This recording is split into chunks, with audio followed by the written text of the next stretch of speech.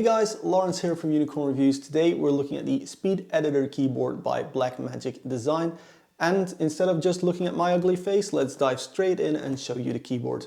Alright, so here's the box. It just says DaVinci Resolve Speed Editor and gives you a picture of the DaVinci Resolve Speed Editor.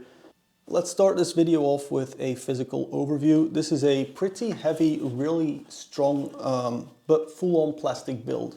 So the top is plastic, the bottom is plastic, but you do get a metal knob over here. But the knob is a bit heavier than I would ideally like. As you can see, if you touch it just a little bit, it moves quite a bit further.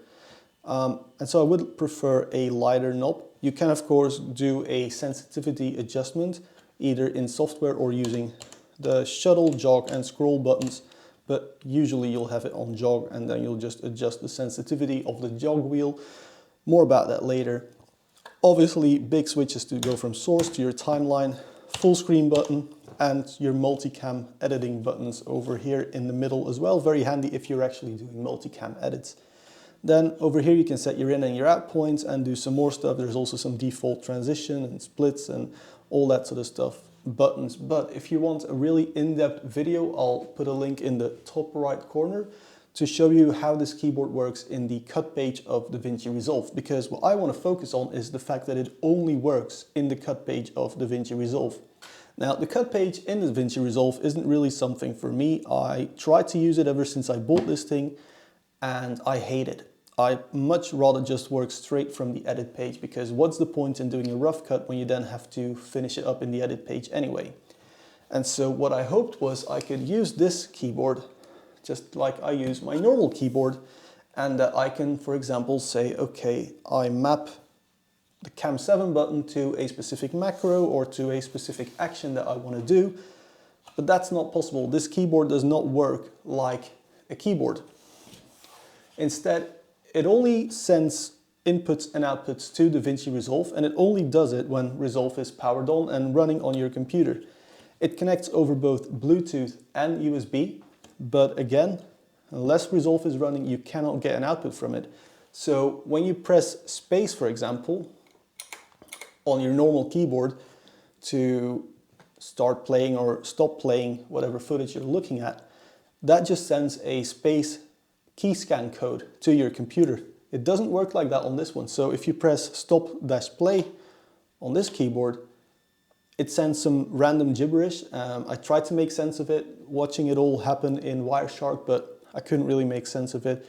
It seems like depending on where you are in the software, this thing sends out different data. So it's really difficult to, if not impossible, to map these buttons to do anything else.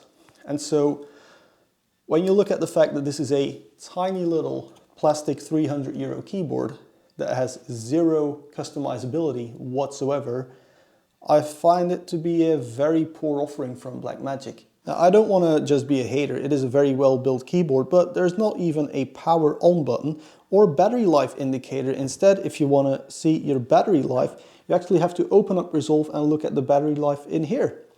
What gives? That's just a horrible way of doing things. Now, if you are running out of battery, it will give you a low battery icon somewhere over here next to the project manager and the settings, but still that's not really how I want to work with a keyboard. And furthermore, again, no adjustability other than the dial sensitivity. But as you can see, the dial kind of moves on its own sometimes, so you want to be messing around with that. But then to find that, you have to go into the user settings and then go control panel. So let's move you guys up a little bit again. You can then set these sensitivities over here, which is just annoying. You have to do everything through DaVinci Resolve instead of just having some sort of dedicated software just for this €300 little plastic keyboard, which would then allow you to remap buttons as well. This keyboard as it stands right now is completely useless to me. Not just because I don't like working in the cut page, because it does still work in the edit page, but for example, the real reason I want something like that is for the dial, but then my mouse also has horizontal scroll on it. So why would I need this wheel if my mouse can do the scrolling? And why would I need these fixed buttons when I have more buttons on this keyboard, which feels nicer to type on? and is always on my desk anyway, and is easy to power on and power off whenever I wanted to. It really doesn't make any sense, this product, the way it stands right now. If it would come with a dedicated piece of software that enables you to put it in a keyboard emulation mode where pressing this button actually just sends out a space scan code, and where each button is remappable through that software, or even through auto hotkey, it would be an amazing product that not just video editors, but I guess even gamers would buy just as like a gamepad. But for now, this is useless to me, and so it'll go in the shelf again, or I'll sell it. So if you want to buy this thing, let me know in the comments, because for me it's completely useless. And what's really weird about it is this is really just a keyboard. For example, if we take off one of these keycaps, you can see inside here, if I get the focus to go on there, this is just a Sherry MX Red switch. It's just a normal switch like you find in any mechanical keyboard.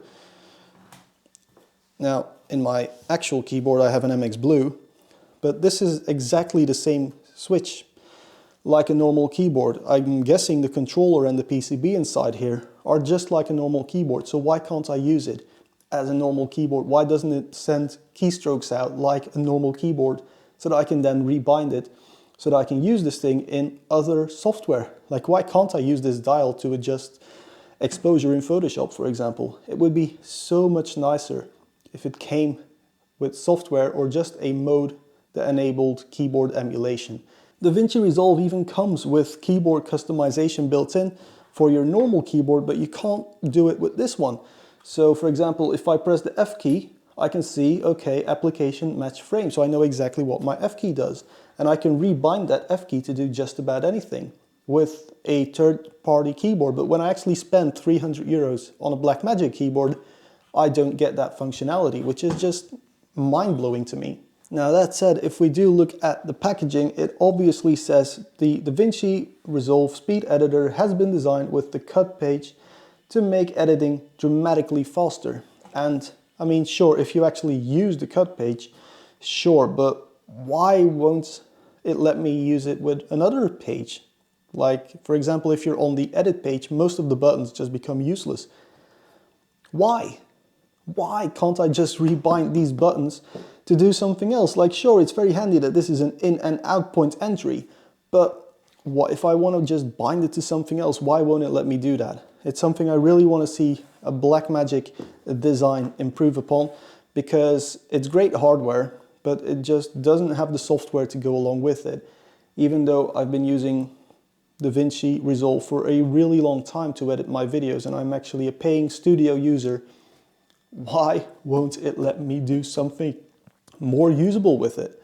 Right then, so there you have it, my little rant on the Speed Editor keyboard. Great hardware, and I love the way it feels, I love the way it just works in the cut page, even though I don't use the cut page. I just want more software to go along with it, because the way it is right now, this is completely useless to me, and so it'll go back in the box and sit on the shelf for a really long time, because a normal keyboard works so much better for me. However, if one of you wants to buy this keyboard from me, please send me an email. You can find my email address in the About page of this channel. For now, massive thanks for watching. I'll see you guys in the next one. Do the whole subscribe and bell and like and dislike stuff that YouTubers ask you to do.